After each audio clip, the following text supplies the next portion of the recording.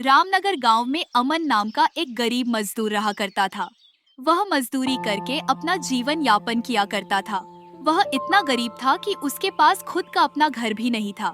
वह अपनी पत्नी और अपने बेटे रामू के साथ किराया के घर में रहा करता था, जिसके लिए वह हर महीने किसी तरह सेठ जी को 500 रुपया दिया करता था। वह बहुत मेहनती था, उसको जो भी काम मिलता था वो कर लेता, कभी खेत में तो कभी सेठ जी के गोदाम में। एक दिन शाम को जब वह काम से लौट रहा था, तब उसको सेठ जी रास्ते में मिले।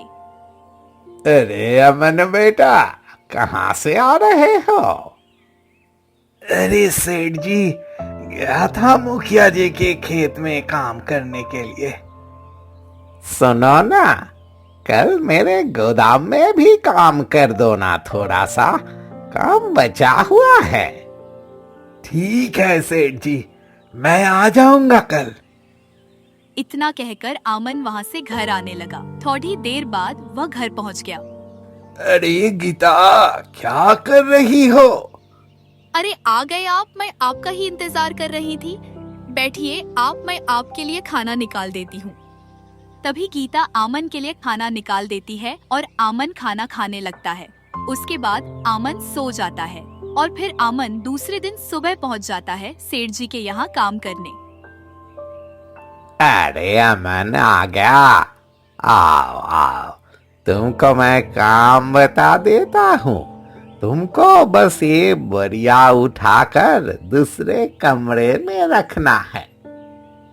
ठीक है सेठ जी, हो जाएगा। इतना कहकर आमन लग गया काम पर। वह दिन भर काम करता है और सारी बोरियां उठाकर दूसरे कमरे में रख देता है। चलो हो गया, सारी बोरियां उठाकर अंदर रख दिया। अब सेठ जी से पैसे लेकर घर चला जाता हूँ। तब वह सेठ जी के घर चला जाता है अपने काम के पैसे लेने। अरे ओ अमन, हो गया क्या पूरा काम जो मैंने बताया था? जी सेठ जी, हो गया सारा काम। मैंने सारी बोरियां उठाकर अंदर रख दिया। अब मेरे पैसे दे दीजिए मुझे, शाम होने वाली है, घर भी जाना है। पैसे तो दे दूंगा तुमको, लेकिन 2 महीनों का किराया बाकी है घर का, वो कब दोगे? अगले महीने तक अगर किराया नहीं दिया तो मैं तुमको घर से निकाल दूंगा। ये लो 30 रुपया, तुम्हारा मजदूरी। ये क्या सेठ जी, बस 30 रुपया? एक दिन का मजदूरी तो 50 रुपया है ना। लेना है तो लो, नहीं तो वो भी नहीं मिलेगा। सेठ जी का यह बात सुनकर आमन मन ही मन सोचता है, अगर इसको ज्यादा कुछ बोलूंगा तो घर का किराए का पैसा अभी मांगने लगेगा। तब आमन उदास मन से घर आने लगता है। क्या हुआ जी, इतने उदास क्यों लग रहे हो? अरे कुछ नहीं है गीता, बस भूख लगी है, इसलिए खाना लगा दो मेरे लिए। ठीक है जी, आप बैठिए, मैं आपके लिए खाना लगा देती हूँ। तभी गीता आमन के लिए खाना लगा देती है और रामू खाना खाने लगता है। फिर आमन खाना खा के सो जाता है। फिर कुछ दिन ऐसा ही चलता है।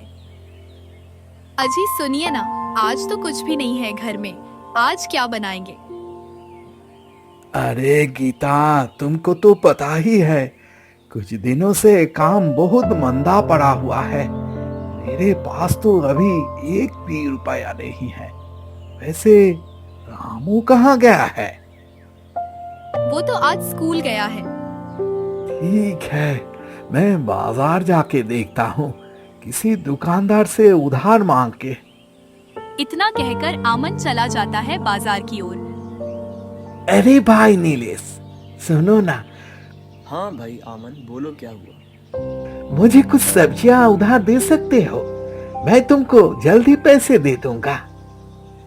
अरे नहीं भाई, मैं उधर नहीं दे सकता हूँ, तुम दूसरे दुकान में देख लो। सब्जी वाले की ये बात सुनकर आमन निराश हो गया। फिर वह घर वापस आने लगा। वह जैसे ही अपने घर के पास पहुंचा तो देखा कि सेठ जी, गीता और रामू घर के बाहर ही खड़ा है। फिर वो उन लोगों के पास आया। क्या हुआ सेठ जी, आप यहाँ? क्या हुआ? घर का किराया नहीं दोगे क्या? अरे नहीं सेठ जी, ऐसा बात नहीं है। अभी कुछ दिनों से काम बहुत मंदा चल रहा है, इसलिए नहीं दे पाया। और कुछ दिन तक रुक जाइए, मैं आपको आपका सारा पैसा लौटा दूंगा। नहीं, मैं तुम्हारा और कोई बहाना नहीं सुनूंगा। मुझे अभी पैसा चाहिए, नहीं तो तुम मेरा घर खाली कर दो। सेठ जी, कुछ तो रहम कीजिए। अगर आप हमें घर से निकाल देंगे तो हम कहाँ जाएंगे? मुझे बस सब कुछ नहीं पता, बस तुम सब मेरा घर खाली। सेठ के सामने वो दोनों बहुत गिद्दाया, लेकिन वो उन लोगों का एक भी बात नहीं माना और घर से निकाल दिया। अब हम कहाँ जाएंगे जी? चलो गीता, अब हम इस गांव में नहीं रहेंगे, दूसरे गांव में किसी से मदद मांग के देखेंगे। तब वो सब वहाँ से निकल गया। दूसरे गांव की ओर चलते चलते शाम हो गई। तब वो सब दूसरे गांव के बाहर एक पेड़ के पास रुक गया। गीता, तुम दोनों यही रुको, मैं इस गांव में किसी से मदद मांग के देखता हूँ। बेटा रामू, तुम अपनी मम्मी के पास ही रहना, यहीं जाना मत, ठीक है? ठीक है पिताजी, आप जाइए, मैं और मम्मी यही रुकता हूँ। जल्दी वापस आ जाइएगा जी, रात होने वाली है। ठीक है गीता, तुम चिंता मत करो, मैं रात होने से पहले ही वापस आ जाऊंगा। तब आमन वहां से चला गया गांव की ओर मदद मांगने। गांव के अंदर जाके देखा तो एक घर के बाहर एक आदमी खड़ा है। उसको देख के आमन उसके पास चला गया। अरे सुनिए ना भाई साहब, मैं और मेरा पूरा परिवार दूसरे गांव से आया हूँ। क्या आप हमें एक दिन के लिए आपके घर में रहने के लिए दे सकते हैं? अरे भाई, मैं तो तुमको जानता भी नहीं हूँ और तुम कह रहे हो मैं तुमको अपने घर में रात को रहने दूं? पता चला रात को तुम मेरे घर से कुछ चुरा कर भाग गया, तब मैं क्या करूंगा? किसको बोलूंगा? नहीं भाई, मुझे माफ कर दो, मैं तुम्हारा कोई मदद नहीं कर सकता हूँ। गांव के बाहर उत्तर की ओर एक पुराना घर है, सालों से बंद पड़ा हुआ है, जाओ वही रह लेना। लेकिन ध्यान से, गांव के लोग कहते हैं कि रात को वहां भूत प्रेत घूमते हैं। आमन उस आदमी का बात सुनकर वहां से निराश होकर वापस आ गया। क्या हुआ जी, आप उदास क्यों लग रहे हैं? कोई मदद के लिए नहीं माना गीता। गांव के बाहर एक घर है, लेकिन लोग कह रहे थे कि वहां भूत प्रेत का वास है। लगता है बारिश भी होने वाली है। चलिए, वहीं जो होगा देखा जाएगा। गीता की बात सुनकर वो सब उस घर के पास आ गया। तब तक थोड़ी सी रात भी होने लगी थी।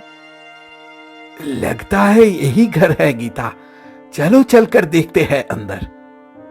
तब वो सब उस घर के अंदर आ गया। अंदर से तो ठीक ही लग रही है जी। हाँ गीता, रहने लायक तो है। मैं घर से थोड़ा सा खाना बनाकर लाई हूँ, आप दोनों बैठिए, मैं निकालती हूँ। तब वो सब वही बैठकर खाना खाने लगता है और फिर सो जाता है।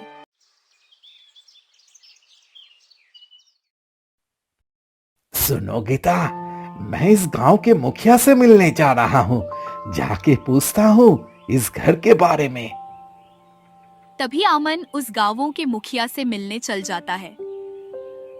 नमस्कार मुखिया जी, मेरा नाम अमन है, मैं इस गांव में रहने के लिए आया हूँ।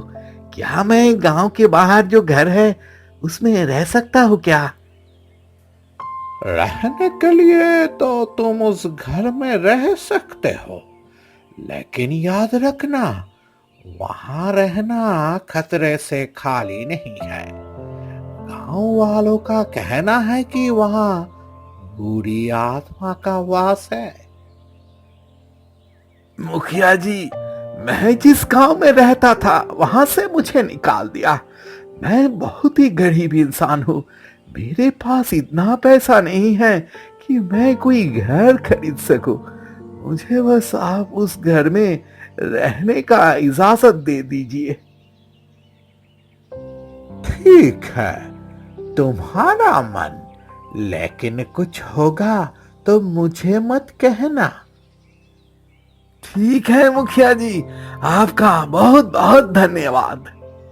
वहां से अमन घर आ गया। क्या कहा मुखिया जी ने? उसने हमें रहने का इजाजत दे दिया है गीता। ईश्वर का लाख लाख शुक्र है। लेकिन अब हम क्या करेंगे जी? कोई तो काम शुरू करना पड़ेगा ना।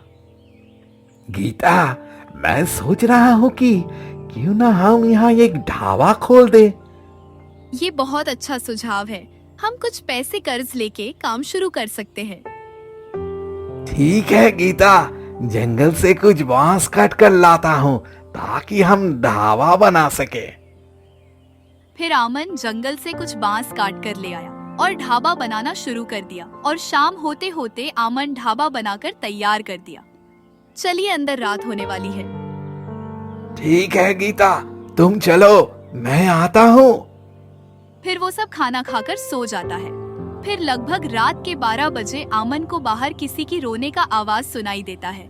तब वो बाहर जाके देखता है तो वहाँ एक आदमी खड़ा है जिसका आंख बहुत लाल है और शरीर में खून लगा हुआ है। वह डरते हुए उसके पास जाता है। कौन कौन है आप, और इतनी रात को आप यहाँ क्या कर रहे हैं? ये मेरा घर है, तुम यहाँ क्यों आए हो?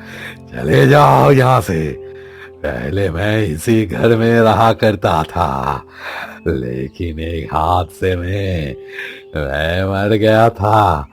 तब से मेरा आत्मा यही भटकता है। मुझे माफ कर दीजिए, मुझे पता नहीं था कि ये आपका घर है। मैं जिस गांव में रहता था वहां से मुझे निकाल दिया, इसलिए मैं इस गांव में आया, लेकिन कोई मेरा मदद नहीं किया। मैं कल ही यहाँ से चला जाऊंगा। आमन की बात सुनकर उसको उस पर दया आ गया। ठीक है, तुम कहीं मत जाओ, तो बहुत गरीब इंसान लग रहे हो। कहाँ जाओगे आप? तो यहाँ रह सकते हो। आपका बहुत बहुत धन्यवाद। मैं यहाँ एक ढाबा खोलना चाहता हूँ। आपको कोई दिक्कत तो नहीं होगा ना? नहीं नहीं, मुझे क्या दिक्कत होगा। तुम्हारा मन जो करना है करो, लेकिन तुम्हारे पास इतना पैसा है? नहीं, मेरे पास तो अभी एक भी रुपया नहीं है। मैं सोच रहा हूँ किसी से कुछ पैसे कर्ज में ले लूं। सुनो, इस गांव में मैं रह चुका हूँ, या तुम्हारा कोई मदद नहीं करने वाला है। इस घर के पीछे एक कुआं है, उसके अंदर में कुछ पैसे रखे थे, जाओ उसे निकाल लो। आपका बहुत बहुत शुक्रिया जो आपने हमारे लिए इतना किया। आपका मैं ये एहसान कभी नहीं भूल सकता हूँ। फिर सुबह होते ही आमन और गीता ढाबा खोल देता है। जैसे ही गांवों वालों को ढाबा खोलने का बात पता चलता है, सब उसके ढाबे में आकार खाना खाता है। फिर कुछ दिन ऐसे ही चलता है।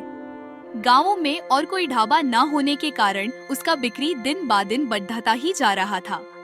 तब ये बात उस गांव के मुखिया को पता चलता है।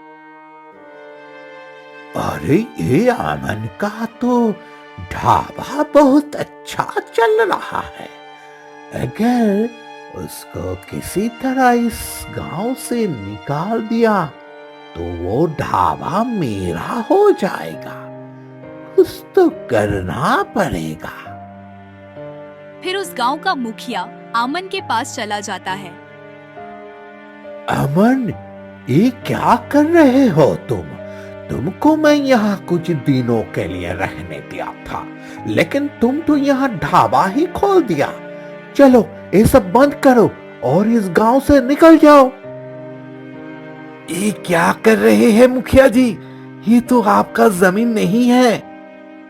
ये जमीन किसी का नहीं है, ये पूरे गांव वालों का है। तुमको मैं एक दिन का मोहलत दे रहा हूँ, कल तक इस गांव में तुम दिखाई मत देना, नहीं तो धक्का मार के तुमको निकाल दूंगा। वो मुखिया आमन को वहाँ से धमकाकर चला गया। फिर रात होते ही आमन घर के बाहर ही बैठा रहा। क्या हुआ, तुम इतने उदास क्यों लग रहे हो? फिर अमन उसको पूरा बात बता देता है। ये मुखिया आज तक नहीं सुधरा, इसको तो सबक सिखाना ही पड़ेगा। तुम चिंता मत करो, मैं उसको सबक सिखाऊंगा।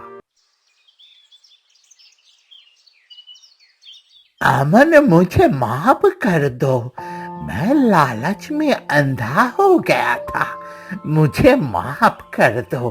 तुम जितना दिन चाहो यहाँ रह सकते हो, मुझे कोई दिक्कत नहीं है, बस मुझे माफ कर देना।